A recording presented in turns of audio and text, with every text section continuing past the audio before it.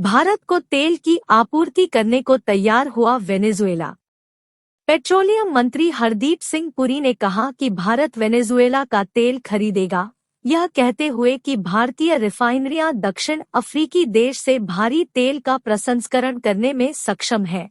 पुरी ने एक कार्यक्रम में संवाददाताओं से कहा कि नई दिल्ली किसी भी ऐसे देश के साथ तेल आयात फिर से शुरू करने की इच्छुक है जिस पर प्रतिबंध नहीं है।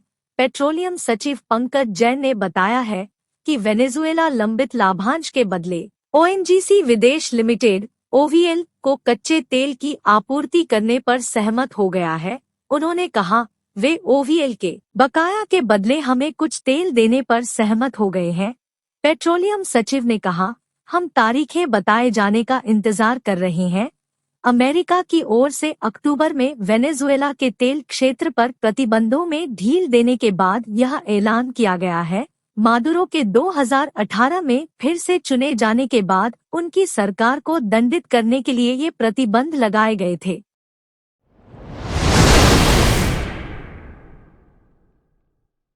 नागरिकता संशोधन कानून पर फिर बवाल। नागरिकता संशोधन कानून के नियम जारी होने के बारे में गृह मंत्रालय ने कहा है कि अगले 3 हफ्तों के भीतर सीए नियम कभी भी जारी किए जा सकते हैं। सांसद ओवैसी ने सीए के असंवैधानिक बताया है। वाम दल का आरोप है कि यह कानून राजनीतिक लाभ पाने के मकसद से बनाया गया है। गृह मंत्री अमित शाह नागरिकता संशोधन कानून को भाजपा की प्रतिबद्धता बता चुके हैं। गृह मंत्रालय करीब 4 साल बाद इस कानून के नियम जारी करने वाला है। गृह मंत्रालय के मुताबिक 26 जनवरी से काफी पहले सीए के नियम जारी कर दिए जाएंगे। इस कानून की पुरजोर मुखालफत कर रहे हैदराबाद के सांसद अज़दुद्दीन ओवैसी ने कहा है कि सीए असंवैधानिक कानून है। एक सवाल के जवाब में ऑल इंडिया मजलिस ए इत्तेहादुल मुस्लिमीन के मुखिया और हैदराबाद से निर्वाचित सांसद अज़दुद्दीन ओवैस ने कहा, नागरिकता संशोधन कानून धर्म की बुनियाद पर बनाया गया है। उन्होंने कहा कि यह संविधान असंवैधानिक है।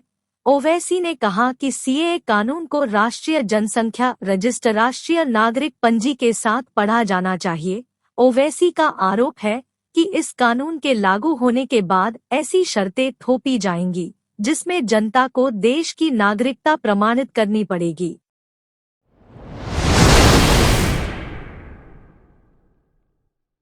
खराबी के बाद इंडिगो फ्लाइट की इमरजेंसी लैंडिंग।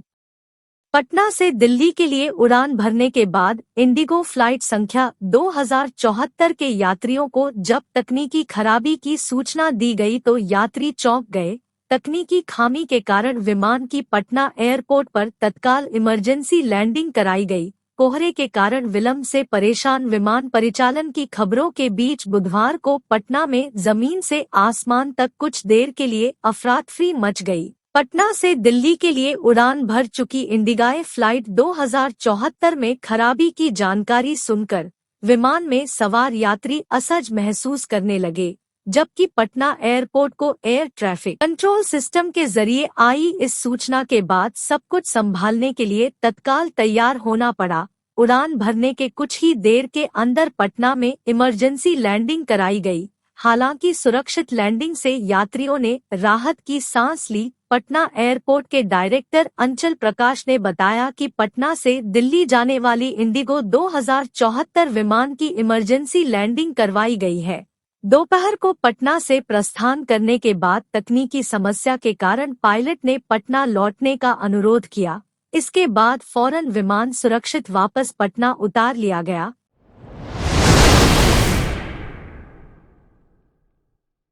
महुआ मोइत्रा की याचिका पर सुनवाई।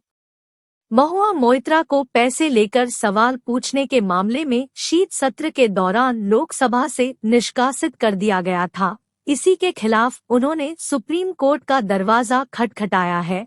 सुप्रीम कोर्ट ने कैश फॉर क्वेरी मामले में लोकसभा से निष्कासन के खिलाफ तृणमूल कांग्रेस पार्टी की नेता महुआ मोइत्रा की याचिका पर आज सुनवाई की। इस दौरान सर्वोच्च न्यायालय ने लोकसभा के महासचिव से 2 हफ्ते के अंदर मामले में जवाब दाखिल करने के लिए कहा है। सुप्रीम कोर्ट आगे इस मामले की सुनवाई 11 मार्च से शुरू हो रहे हफ्ते में करेगा। गौरतलब है कि महुआ मोइत्रा को पैसे लेकर सवाल पूछने के मामले में शीत सत्र के दौरान लोकसभा से निष्कासित कर दिया गया था।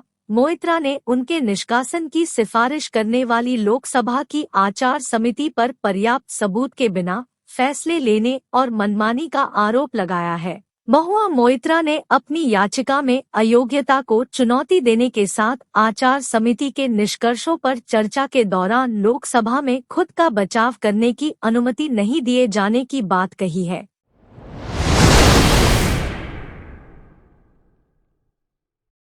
पीएम मोदी ने कहा कि देश भर के लोगों से प्रार्थना है कि मकर संक्रांति के दिन से छोटे मोटे तीर्थ स्थलों पर स्वच्छता का अभियान चलाएं। रामलला की प्राण प्रतिष्ठा से पहले प्रधानमंत्री नरेंद्र मोदी ने रामनगरी को साफ सुथरा बनाने का संकल्प लिया है। इसी के चलते उन्होंने इंस्टाग्राम पर एक वीडियो साझा कर देश से अयोध्या को सबसे स्वच्छ शहर बनाने की अपील की। उन्होंने कहा कि देश भर के लोगों से प्रार्थना है कि मकर संक्रांति के दिन से छोटे मोटे तीर्थ स्थलों पर स्वच्छता का अभियान चलाया जाना चाहिए।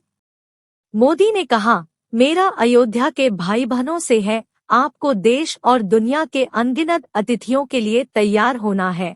अब देश दुनिया के लोग लगातार हर रोज अयोध्या आते रहेंगे, इसलिए अयोध्यावासियों को एक संकल्प लेना है, रामनगरी को भारत का सबसे स्वच्छ शहर बनाने का। ये स्वच्छ अयोध्या अयोध्यावासियों की जिम्मेदारी है।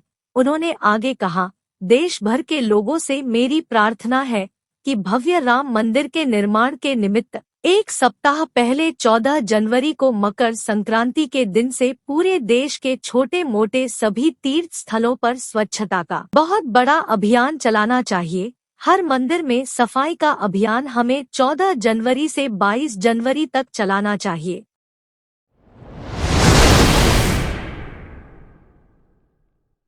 पहलवानों का प्रदर्शन शुरू।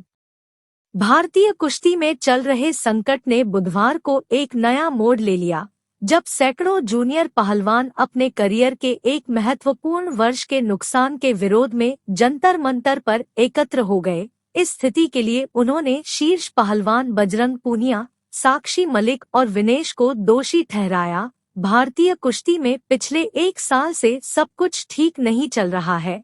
सीनियर पहलवानों के प्रदर्शन के बाद भारतीय कुश्ती संघ के पूर्व अध्यक्ष बृजभूषण शरण सिंह को अपनी कुर्सी गंवानी पड़ी। उसके बाद चुनाव हुए तो खिलाड़ियों ने नए अध्यक्ष संजय सिंह का विरोध किया। साक्षी मलिक ने संन्यास का ऐलान कर दिया और बजरंग पूनिया, विनेश फोगाट ने अपने पुरस्कार वापस कर दिए। खेल मंत्रालय ने फिर कुश्ती संघ को ही निलंबित कर दिया।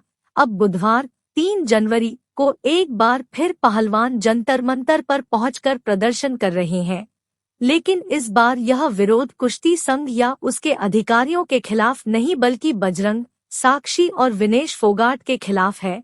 बसों में भरकर जूनियर पहलवान उत्तर प्रदेश, हरियाणा और दिल्ली के विभिन्न हिस्सों से पहुंचे, लेकिन पुलिस को इसकी भनक तक नहीं लगी।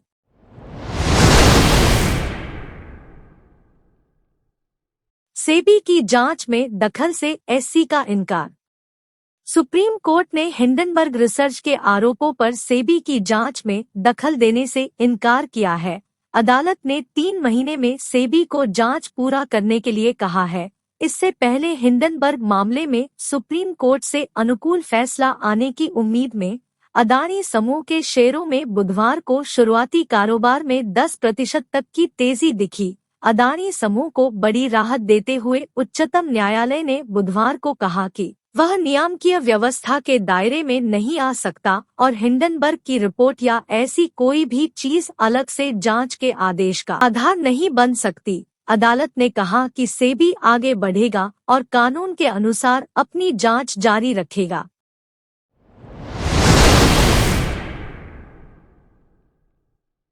एमपीएससी न्यायपालिका परीक्षा की अंतिम उत्तर कुंजी जारी।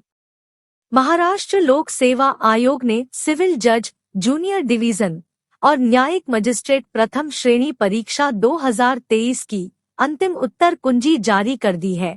उम्मीदवार नीचे इसे डाउनलोड करने का तरीका देख सकते हैं। महाराष्ट्र लोक सेवा आयोग ने सिविल जज, जूनियर डिवीजन और न्यायिक मजिस्ट्रेट प्रथम श्रेणी परीक्षा 2023 की अंतिम उत्तर कुंजी आज 3 जनवरी को जारी कर दी है।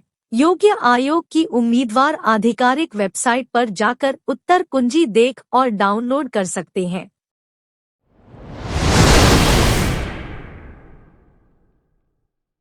विकसित भारत संकल्प यात्रा का लक्ष्य हर उस व्यक्ति तक पहुंचना है जो किसी कारणवश सरकार की योजनाओं से वंचित रह गया है।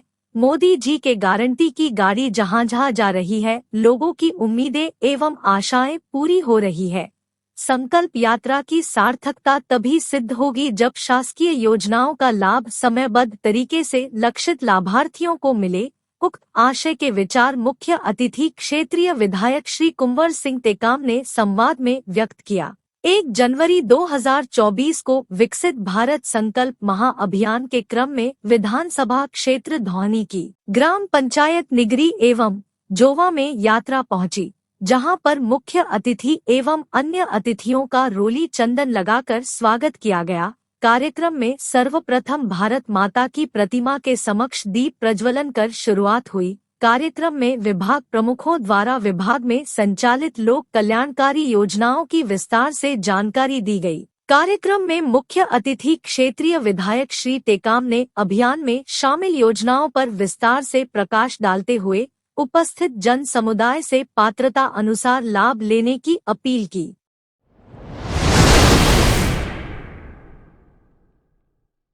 उत्तर प्रदेश के जिला बरेली की तहसील नवाबगंज के नगर में केंद्र सरकार द्वारा बनाए गए हिट एंड रन विल के खिलाफ क्षेत्र के वाहन चालक भी सड़कों पर उतर आए। उन्होंने इस कानून के खिलाफ बरेली पीलीभीत नेशनल हाईवे मार्ग को रिछोला किफायतुल्ला पुलिस चौकी के सामने जाम कर दिया।